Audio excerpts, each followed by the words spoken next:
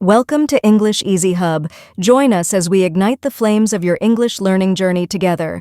Please subscribe to watch and embark on your English learning journey. Don't miss out on the exciting content. The conversation between Simon and his dad revolves around the pursuit of healthy weight loss, emphasizing the importance of a balanced, sustainable approach. They discuss various aspects of weight loss, including the significance of proper nutrition, exercise, sleep, and mental well-being. The dialogue explores practical strategies for maintaining a healthy lifestyle while acknowledging the challenges and psychological factors involved. Dad, I've been thinking a lot about how to lose weight in a healthy way. It seems like there's so much information out there, some of it's conflicting. What do you think is the best approach to start? That's a good question, Simon. The first step is understanding that healthy weight loss isn't about quick fixes or extreme diets. It's more about creating a balanced, sustainable lifestyle. What are your thoughts on some of the fad diets out there, like keto or intermittent fasting? I've read about those, and they seem to work for some people, but they sound pretty restrictive. I'm not sure I could stick to something like that long term. I'd rather find a way to eat that I can keep up with every day. Do you think it's better to cut out certain foods completely, or just eat them in moderation? Moderation is key. Cutting out foods entirely can lead to cravings and binging later on. It's more realistic to enjoy treats occasionally, but in smaller portions. Do you find it challenging to control portion sizes, especially with foods you really like? Yeah, portion control can be tough. It's easy to overeat, especially with things like pasta or snacks. I've started using smaller plates, which helps a bit. How do you manage portion sizes, especially when you're at a restaurant where they serve huge portions? That's a smart move with the smaller plates. When I'm at a restaurant, I try to listen to my body and stop eating when I'm satisfied, not when I'm stuffed. Sometimes I'll even ask for a to-go box right away and put half the meal aside. What do you think about the idea of eating more frequently but smaller meals throughout the day? I've heard that eating smaller, more frequent meals can keep your metabolism going, but I'm not sure if that works for everyone. I think it might help prevent me from getting too hungry and then overeating. Do you think it's more important to focus on what you eat, or when you eat? Both are important, but I'd say what you eat is more crucial. Timing can help with energy levels and managing hunger, but the quality of your food is what really makes the difference. How do you feel about incorporating more whole foods, like fruits, vegetables, and lean proteins, into your diet? I think that's a good idea. Whole foods are less processed, and they're more filling, which helps prevent overeating. I've been trying to include more vegetables in my meals, but sometimes it's hard to know how to prepare them in a tasty way. Do you have any tips for making healthy meals more enjoyable? Absolutely. One trick is to experiment with different herbs and spices. They can add a lot of flavor without adding extra calories. Also, roasting vegetables can bring out their natural sweetness. What about exercise? You mentioned running and cycling. Are there any other activities you've thought about trying? I've been thinking about trying yoga or Pilates. I've heard they're good for building strength and flexibility, and they also help with stress. I think managing stress is important for weight loss too, right? How do you balance exercise with relaxation? Yoga and Pilates are great choices for that. They not only help with physical strength, but also with mental clarity and stress reduction.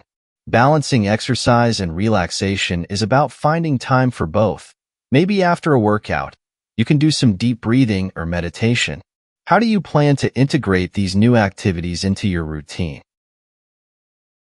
I think I'll start by adding them in gradually, maybe once or twice a week, and see how I feel. It's important to not overwhelm myself with too many changes at once. What about sleep? I've heard that getting enough sleep is crucial for weight loss. Do you think that's true? Yes, sleep is a big factor. When you're well rested, your body regulates hunger hormones better, and you're less likely to crave unhealthy foods. Plus, you'll have more energy for your workouts.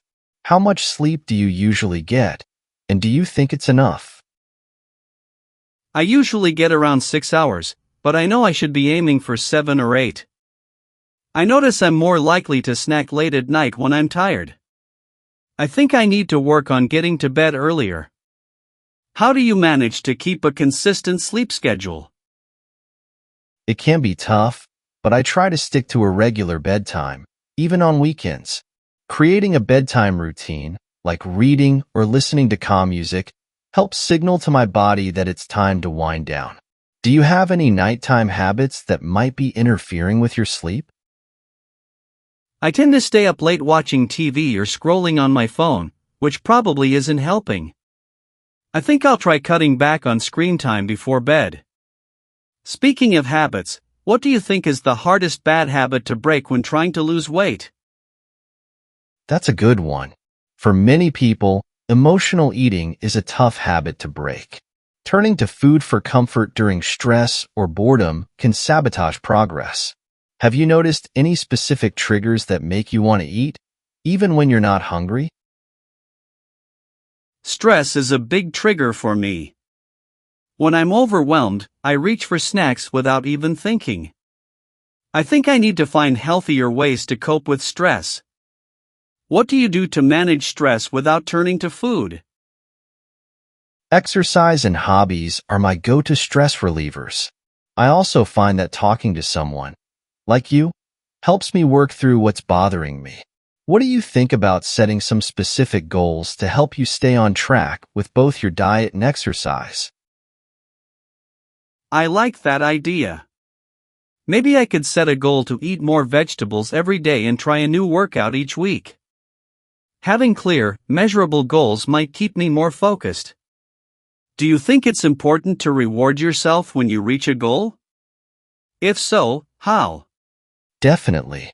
Rewards can keep you motivated, but it's important that they're not food-related. Maybe treat yourself to something like a new workout outfit or a day out doing something you enjoy. What's something you'd reward yourself with if you reached a big milestone? I think I'd reward myself with a weekend getaway or maybe even a spa day, something relaxing and rejuvenating. It's exciting to think about the positive changes I can make. What's one final piece of advice you'd give me as I start this journey? My final advice is to be kind to yourself. This journey is about progress, not perfection. There will be ups and downs, but what matters is that you keep moving forward. Remember, you're not alone in this.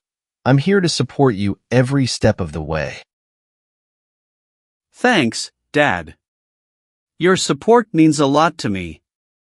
I'm ready to take it one step at a time and make lasting changes. Let's do this together. You've got this, Simon. We'll make it a family effort, and I'm sure you'll achieve great things. I'm proud of you for taking this step. The core message of this discussion is that successful weight loss is not about quick fixes, but about making gradual, positive changes that can be maintained over the long term. Simon and his dad highlight the importance of moderation, consistency, and self-compassion throughout the journey.